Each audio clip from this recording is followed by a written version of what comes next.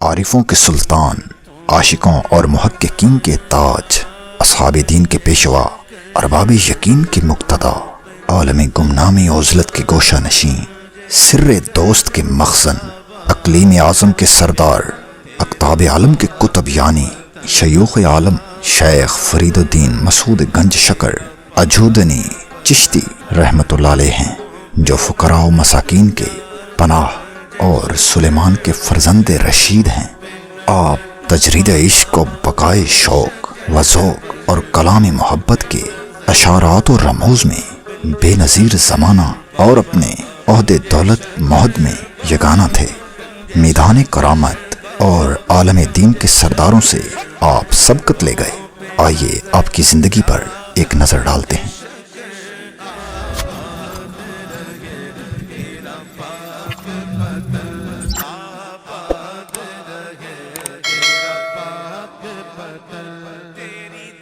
آپ کا پورا نام فرید الدین مسعود گنج شکر فاروقی چشتی رحمت اللہ علیہ ہے۔ آپ کا اصل نام مسعود ہے جو آپ کے والدین نے رکھا، مگر آپ کا جو نام مشہور ہوا وہ فرید ہے۔ فرید کا معنی یکتا موتی کے ہیں۔ آپ کی مثال بھی اولیاء کرام میں سے ایک خاص موتی کی طرح ہے۔ آپ جب حضرت بابا فرید الدین عطار رحمت اللہ علیہ سے پہلی بار ملے تو سب سے پہلے انہوں نے ہی آپ کو فرید کہہ کر پکارا، تاہم یہ نام آپ کو فرید الدین عطار رحمت اللہ علیہ سے ملا۔ بابا کا نام آپ کو حضرت قطب الدین بختیار کاکی رحمت اللہ علیہ سے عطا ہوا۔ فاروقی آپ کے نام کے ساتھ اس لیے لگایا جاتا ہے کیونکہ آپ حضرت عمر فاروق رضی اللہ عنہ کی اولاد میں سے ہیں۔ آپ کو گنج شکر کیوں کہا جاتا ہے؟ بہت سے لوگ یہ سوال پوچھتے ہیں۔ گنج اور شکر یہ دونوں فارسی زبان کے الفاظ ہیں۔ گنج کا معنی خزانہ اور شکر کا معنی میٹھی چیز جیسی چینی وغیرہ کے ہیں۔ آپ کا نام گنج شکر پڑھنے کی کئی روایات ملتی ہیں۔ ان میں سے ایک یہ ہے، کہتے ہیں کہ ایک دفعہ ایک تاجر اونٹوں پر شکر لے جا رہا تھا۔ حضرت بابا فرید رحمت اللہ علیہ نے اس سے پوچھا کہ اس میں کیا ہے؟ اس تاجر نے سوچا کہ اگر اس آدمی کو میں سچ بتا دوں گا تو ہو سکتا ہے یہ مجھ سے شکر مانگ لے، اس لیے اس نے جھوٹ بولتے ہوئے کہا اس میں نمک ہے۔ آپ نے فرمایا اچھا پھر نمک ہی ہوگا۔ جب وہ تاجر اپنے ٹھکانے پر پہنچا اور وہاں جا کر اونٹوں سے شکر کے بورے اتارے اور ان کو کھول کر دیکھا تو اس میں شکر کی بجائے نمک تھا۔ یہ دیکھ کر وہ سکتے میں آ گیا اور سوچنے لگا کہ یہ کیسے ممکن ہو سکتا ہے۔ پھر اسے یاد آیا کہ میں نے فلاں مقام پر ایک بزرگ سے جھوٹ بولا تھا، یقیناً وہ کوئی کامل بزرگ تھا، اسی لیے یہ شکر نمک میں تبدیل ہو گئی۔ تاہم وہ فوراً واپس آیا اور آ کر آپ سے معذرت کرنے لگا اور معافی مانگی۔ پھر آپ نے اسے فرمایا کہ تم اونٹوں پر جو لے جا رہے تھے وہ کیا تھا؟ اس نے کہا شکر تھی۔ آپ نے فرمایا اچھا تو پھر شکر ہی ہوگی۔ بس جب اس نے جا کر بورے کھولے تو دیکھا کہ ان کے اندر شکر ہے۔ سبحان اللہ۔ جو دوسری روایت ملتی ہے اس کے مطابق آپ نے جب اپنے مرشد کے کہنے پر تہ کا روزہ رکھا اور افطار کے وقت آپ نے کھانا کھایا تو اس سے آپ کے پیٹ میں شدید درد ہونے لگی اور آپ کو قے آ گئی، جس سے سارا کھانا باہر نکل گیا۔ شدید بھوک کی وجہ سے آپ نڈھال ہو کر زمین پر گر پڑے۔ اسی دوران آپ نے زمین پر ادھر ادھر ہاتھ مارا اور آپ کے ہاتھ میں چند کنکریاں آ گئیں۔ ان کو آپ نے جیسے ہی منہ میں ڈالا تو وہ میٹھی شکر کی طرح ہو گئیں۔ آپ نے انہیں تھوک دیا اور پھر اسی طرح دوبارہ کیا۔ مسلسل 3 دفعہ جب ایسے ہوا تو آپ نے ان کنکریوں کو کھا لیا۔ پھر جب آپ کے مرشد آئے تو آپ نے سارا واقعہ ان سے بیان فرمایا۔ یہ سن کر آپ کے مرشد کہنے لگے کہ فرید الدین تو گنج شکر ہے، لہٰذا اس نسبت سے آپ کا نام گنج شکر پڑ گیا۔ اور جب آپ لوگوں میں گئے تو جس طرف بھی جاتے ہر کوئی آپ کو گنج شکر کہہ کر پکارتا۔ خاندانی پس منظر کی بات کی جائے تو آپ کے آباء و اجداد کابل کے شاہی خاندان سے تعلق رکھتے ہیں۔ آپ کے دادا حضرت شیخ شعیب رحمت اللہ علیہ چنگیز خان کے حملے کے بعد کابل سے ہجرت کر کے لاہور تشریف لے آئے۔ پھر اس کے بعد آپ قصور میں مقیم ہوئے۔ جب آپ قصور تشریف لائے تو یہاں کے قاضی نے آپ کا استقبال کیا، کیونکہ وہ آپ کے مرتبے سے واقف تھا۔ ایک تو آپ شاہی خاندان سے تعلق رکھتے تھے، اور دوسری وجہ یہ تھی کہ سلطان محمود غزنوی کی بہن آپ کے نکاح میں تھی۔ بابا فرید رحمت اللہ علیہ کے والد قاضی جمال الدین سلیمان یہاں پیدا ہوئے۔ حضرت بابا مسعود الدین گنج شکر رحمت اللہ علیہ کی تاریخ ولادت 1188 عیسوی بمطابق 583 ہجری ہے۔ آپ جب 5 سال کے ہوئے تو آپ کے والد قاضی جمال الدین دنیا سے تشریف لے گئے۔ اس کے بعد آپ کی پرورش آپ کی والدہ نے کی۔ جب آپ 11 سال کے ہوئے تو قرآن مجید مکمل حفظ کر لیا۔ 15 سال کی عمر میں آپ کو آپ کی والدہ نے مزید پڑھنے کے لیے ملتان بھیج دیا۔ آپ نے مولانا منہاج الدین ترمذی رحمت اللہ علیہ کے مدرسہ میں داخلہ لے لیا اور فقہ پڑھنی شروع کر دی۔ ایک دن آپ اشراق کے وقت مسجد میں بیٹھے فقہ کی ایک کتاب نافع پڑھ رہے تھے۔ اسی دوران ایک بہت ہی نورانی اور وجیح چہرے کے بزرگ مسجد میں داخل ہوئے۔ یہ 1203 کی بات ہے، جب بابا فرید رحمت اللہ علیہ پہلی مرتبہ اپنے مرشد سے ملے۔ جب آپ نے ان کا چہرہ دیکھا تو آپ فوراً اٹھ کھڑے ہوئے، اور جب تک وہ بزرگ نوافل پڑھتے رہے آپ ان کے قریب کھڑے رہے۔ جب وہ نوافل پڑھ چکے تو بابا فرید رحمت اللہ علیہ کی طرف دیکھا اور پوچھا، بیٹا کیا پڑھ رہے ہو؟ آپ نے کہا، نافع پڑھ رہا ہوں۔ وہ بزرگ کہنے لگے، بیٹا یہ تمہیں کچھ نفع بھی دے گی؟ کہا، حضور آپ کی نظر ہو جائے تو نفع مل جائے گا۔ یہ کہتے ہوئے آپ قدموں میں گر گئے۔ انہوں نے آپ کو اٹھایا اور فرمایا، اٹھو، ہمارا نام بختیار ہے اور ہم یہاں پر بہاؤالدین سکریہ کے ہاں ٹھہرے ہوئے ہیں۔ یہ کہہ کر حضرت بختیار کاکی رحمت اللہ علیہ چلے گئے۔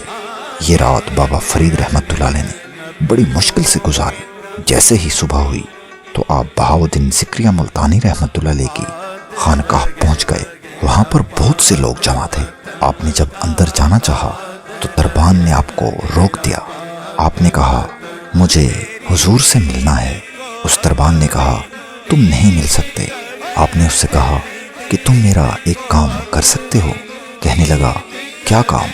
آپ نے کہا، اندر جا کر صرف اتنا بتا دو کہ مسعود آیا ہے۔ جب آپ نے اصرار کیا تو دربان تنگ آ کر اندر چلا گیا اور کہا، حضور باہر ایک لڑکا مسعود آیا ہے۔ قطب الدین بختیار کاکی رحمت اللہ علیہ فرمانے لگے، اسی کا تو انتظار تھا، اندر بھیج دو اسے۔ آپ اندر چلے گئے۔ پھر جب تک قطب الدین بختیار کاکی رحمت اللہ علیہ ملتان میں رہے، بابا فرید رحمت اللہ علیہ ان کے ساتھ رہے۔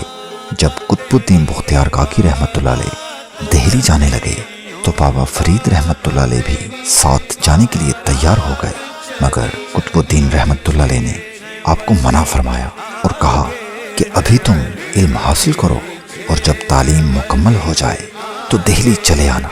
یہ فرما کر آپ رخصت ہو گئے۔ پھر آپ نے 4 سال مزید علم حاصل کیا۔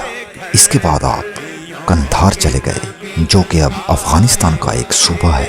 وہاں جا کر سید احمد بخاری رحمت اللہ علیہ سے 5 سال تک استفادہ کیا۔ پھر اس کے بعد آپ سیاحت کے لیے روانہ ہو گئے۔ یہ بات غور طلب ہے کہ تقریباً تمام اولیاء اکرام تعلیم مکمل کرنے کے بعد سیاحت ضرور کرتے تھے۔ اس کی 2 وجوہات ہیں۔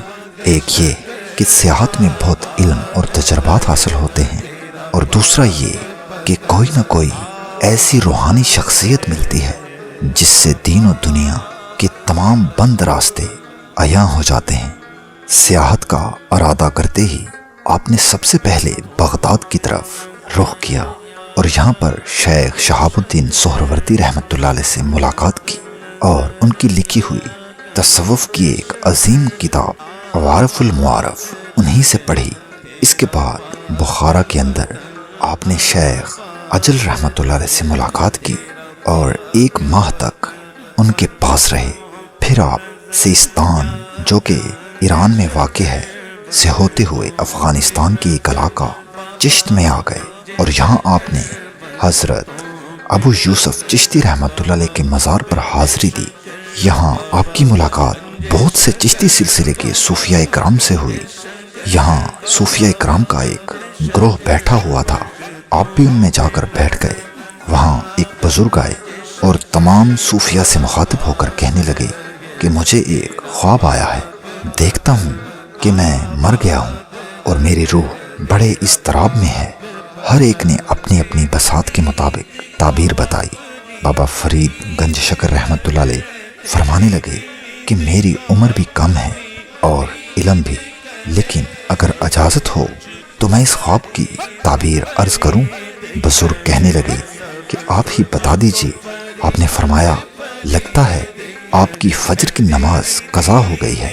یہ سننا تھا کہ پوری محفل پر سکوت چھا گیا۔ وہ بزرگ کہنے لگے بالکل، جب میں خواب دیکھ کر اٹھا تو سورج نکل چکا تھا اور میری نماز قضا ہو گئی۔ بابا فرید رحمت اللہ علیہ نے فرمایا کہ نماز کا قضا ہو جانا بھی مسلمان کے لیے موت ہے، اس لیے آپ نے یہ خواب دیکھا۔ اللہ اکبر! آپ کی گفتگو سن کر سب بہت متاثر ہوئے۔ پھر آپ وہاں سے دمشق سے ہوتے ہوئے فلسطین گئے اور مسجد اقصی کے اندر قیام فرمایا۔ آپ مسجد اقصی میں جھاڑو دیا کرتے تھے۔ اس کے بعد آپ کی ملاقات نشاپور میں شیخ فرید الدین عطار رحمت اللہ علیہ سے ہوئی۔ آپ نے ان سے بہت کچھ سیکھا اور فیوز و برکات حاصل کی۔ یہاں سے واپسی پر آپ شیخ سیف الدین فردوسیہ کی خانقاہ پر پہنچے۔ انہوں نے جب بابا فرید گنج شکر رحمت اللہ علیہ کو دیکھا تو فرمایا یہ نوجوان مشائخ روزگار میں سے ہوگا اور تمام دنیا اس کے مریدوں اور فرزندوں سے بھر جائے گی۔ یہ کہہ کر آپ نے بابا فرید رحمت اللہ علیہ کو سیاہ خرقہ عطا فرمایا۔ پھر آپ ملتان واپس آ گئے، اپنی والدہ سے ملاقات کی اور ایک دن ماں سے کہنے لگے کہ اگر آپ مجھے اجازت دیں تو کیا میں اپنے پیر سے ملنے چلا جاؤں۔ ماں نے اجازت اور دعائیں دیتے ہوئے آپ کو دہلی روانہ کر دیا۔ جب آپ حضرت قطب الدین بختیار کاکی رحمت اللہ علیہ کی خانقاہ پر پہنچے تو وہ اس وقت درس دے رہے تھے۔ آپ ایک کونے میں خاموشی سے بیٹھ گئے اور دل ہی دل میں خیال کرنے لگے کہ نہ جانے قطب الدین رحمت اللہ علیہ مجھے پہچانیں گے بھی یا نہیں۔ آپ یہی سوچ رہے تھے کہ قطب الدین رحمت اللہ علیہ نے پڑھاتے ہوئے ایک نظر آپ کے چہرے پر ڈالی اور پھر پڑھانے لگے۔ اب بابا فرید رحمت اللہ علیہ مزید پریشان ہوئے اور اندر ہی اندر شدت پیدا ہوئی کہ پتہ نہیں آپ نے مجھے پہچانا بھی ہے یا نہیں، شاید مجھے آگے بڑھ کر اپنا تعارف کروانا پڑے گا۔ ابھی آپ یہی سوچ رہے تھے کہ کانوں میں مرشد کی آواز آئی، فرید الدین کام مکمل کر آئے ہو۔ یہ سننا تھا کہ آپ آگے بڑھے اور قطب الدین رحمت اللہ علیہ کے قدموں سے لپٹ کر رونے لگے اور لبوں سے یہ الفاظ نکلے کہ آپ نہ پہچانتے تو مسعود کا ٹھکانہ کدھر ہوتا۔ پھر قطب الدین بختیار کاکی رحمت اللہ علیہ نے اولیاء کی موجودگی کے اندر تجدید بیعت کی۔ اب مجاہدات کا آغاز ہو گیا۔ آپ کو غزنی دروازہ کے قریب ایک حجرہ دے دیا گیا۔ مرشد نے فرمایا کہ فرید الدین اب اپنا کام شروع کر دو۔ آپ نے پوچھا حضور کہاں سے شروع کروں؟ فرمایا تہ کے روزے رکھو۔ تہ کا روزہ 60 گھنٹے کا ہوتا ہے، جس کو پانی یا بہت ہی کم غذا کے ساتھ افطار کیا جاتا ہے اور پھر اسی طرح دوبارہ روزہ رکھ لیا جاتا ہے۔ چنانچہ آپ نے جب روزہ رکھا تو ایک آدمی کچھ روٹیاں لے کر آ گیا اور کہنے لگا حضور آپ اس کھانے سے اگر افطار کریں تو مجھے بہت خوشی ہوگی۔ آپ نے اس کا دل رکھنے کے لیے وہ کھانا لے لیا۔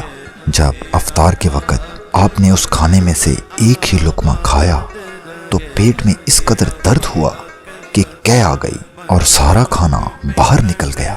اس دوران خواجہ قطب الدین رحمت اللہ علیہ ہر 2 دن کے بعد تشریف لاتے تھے۔ جب آپ بابا فرید رحمت اللہ علیہ کے پاس آئے تو پوچھا کہ کیا ہوا؟ آپ نے سارا واقعہ بیان فرمایا۔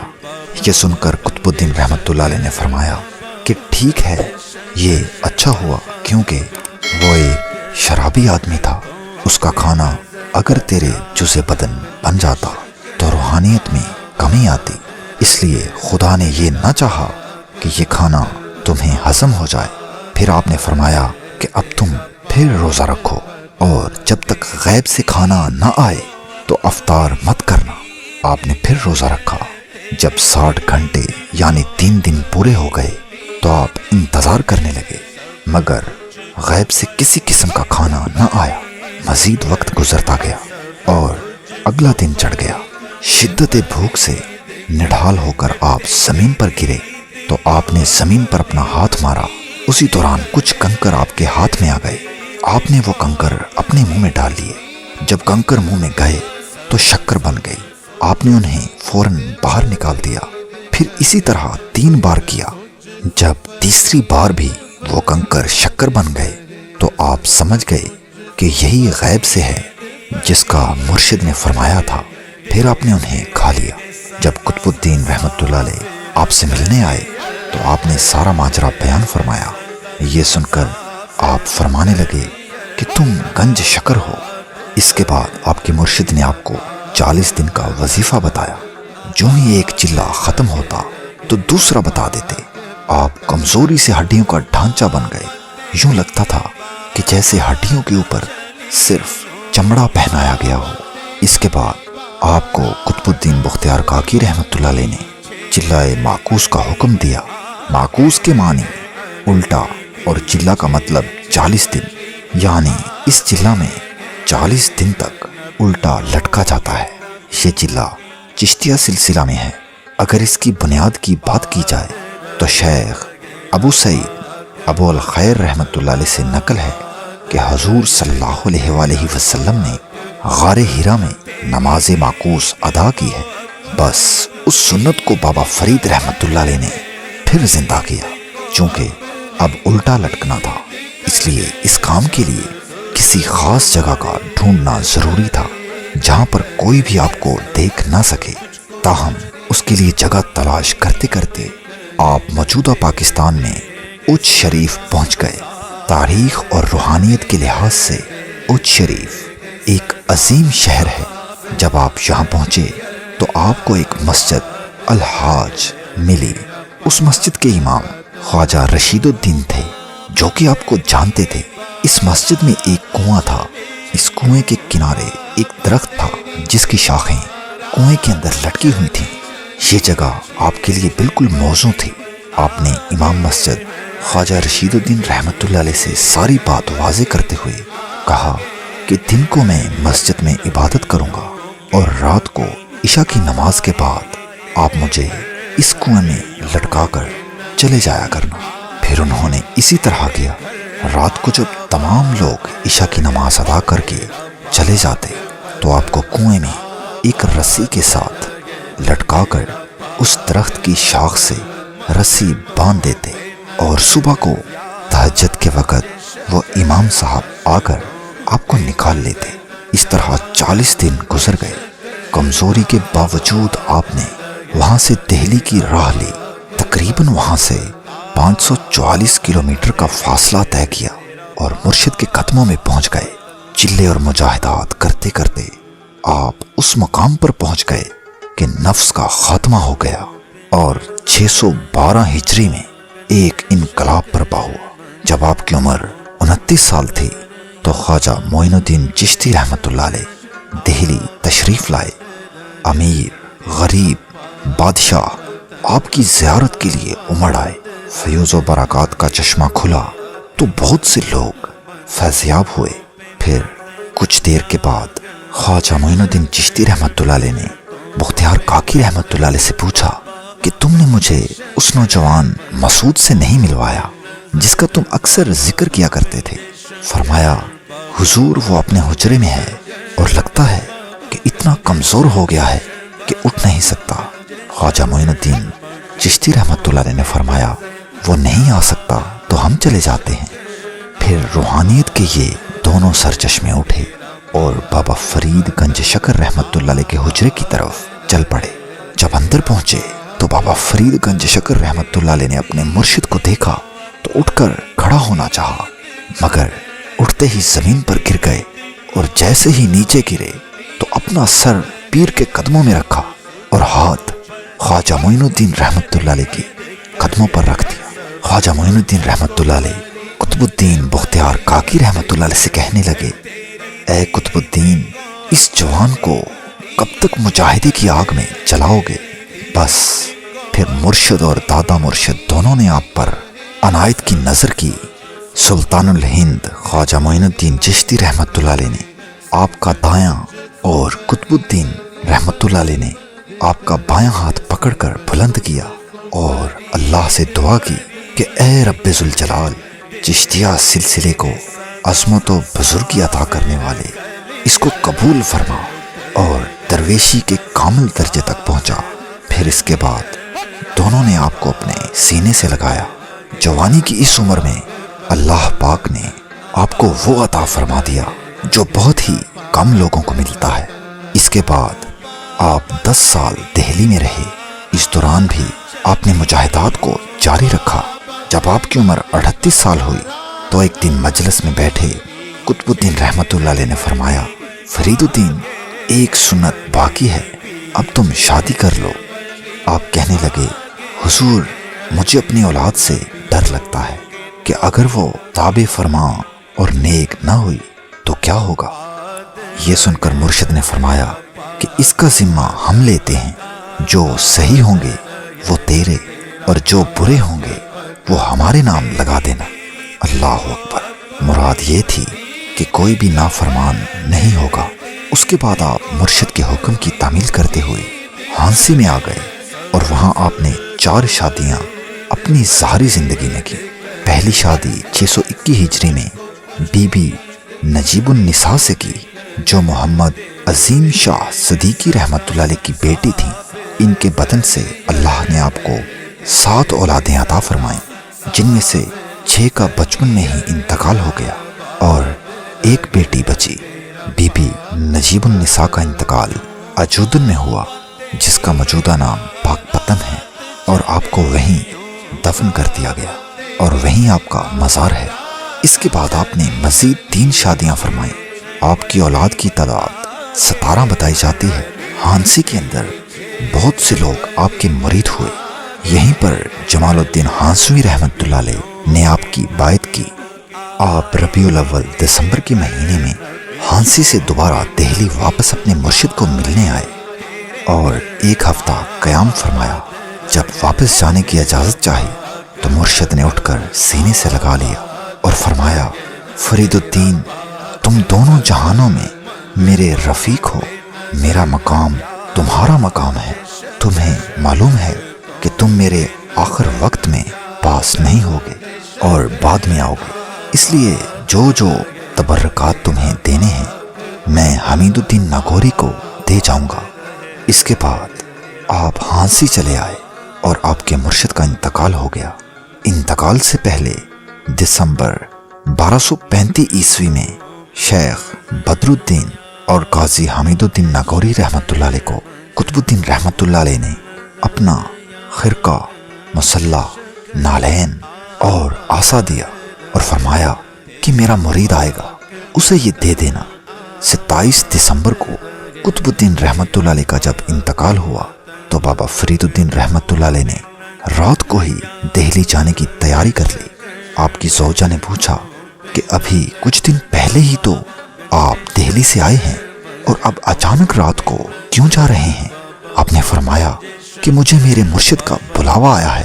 146 کلومیٹر کا فاصلہ تیزی سے طے کرتے ہوئے تیسرے دن آپ دہلی پہنچ گئے اور اپنے مرشد کی قبر کے ساتھ لپٹ کر رونے لگے۔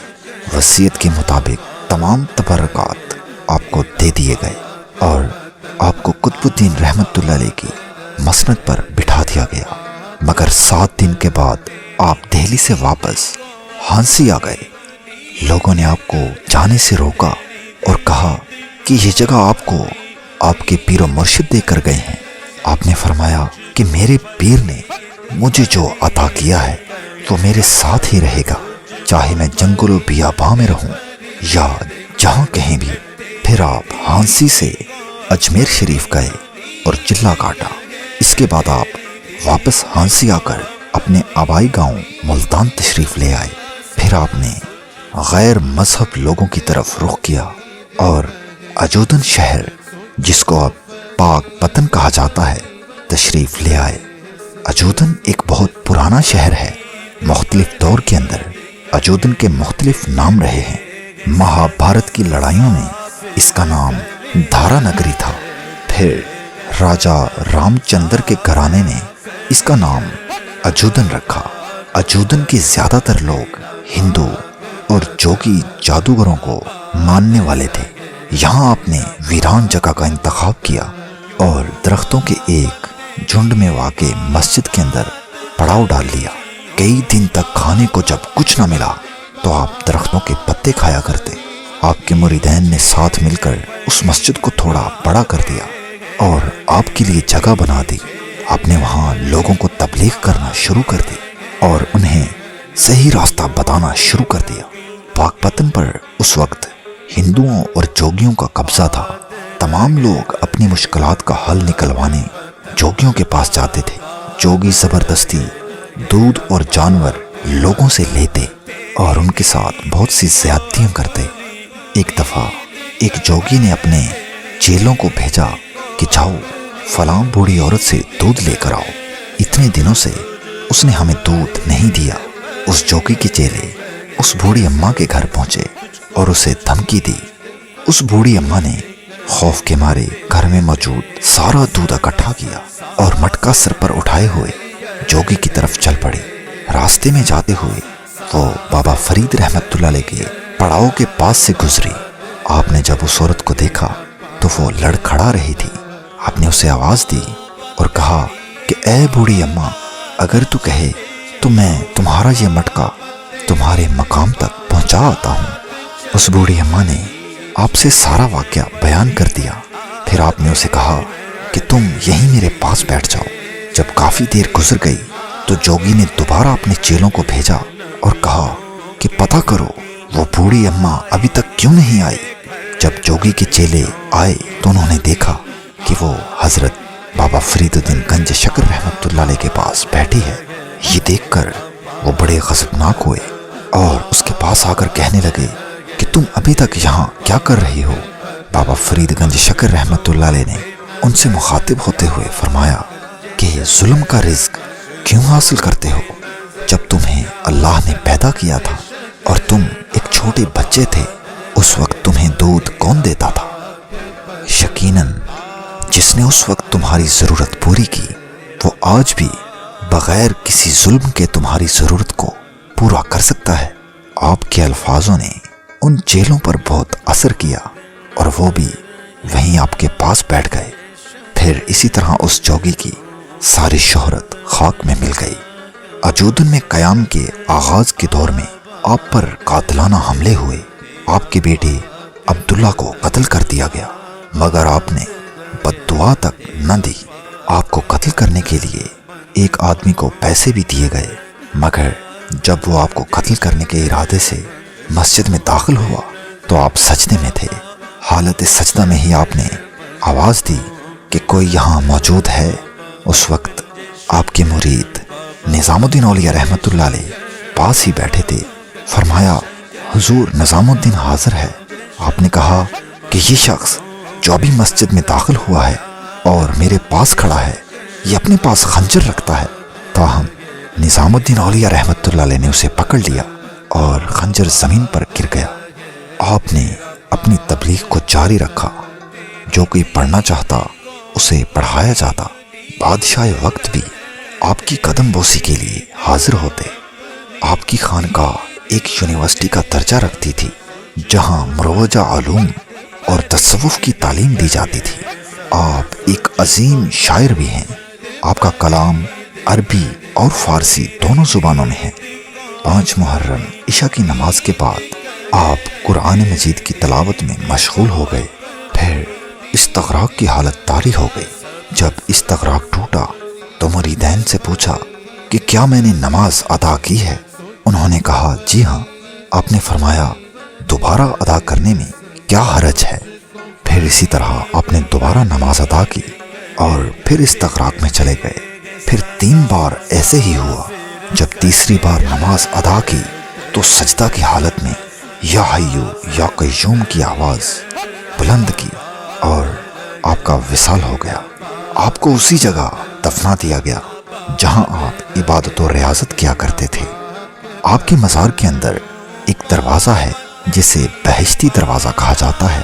حضرت نظام الدین اولیاء رحمۃ اللہ علیہ نے اس جگہ پر نبی پاک صلی اللہ علیہ وآلہ وسلم کو کھڑے ہوئے دیکھا کہ آپ صلی اللہ علیہ وآلہ وسلم فرما رہے ہیں کہ جو کوئی بھی اس دروازے سے گزر جائے گا وہ بہشتی ہوگا۔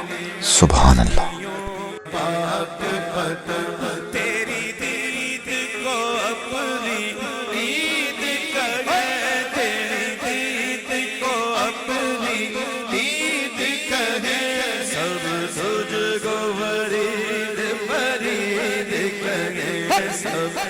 تجھ کو فرید فرید کہیں، دیتے گے صدا۔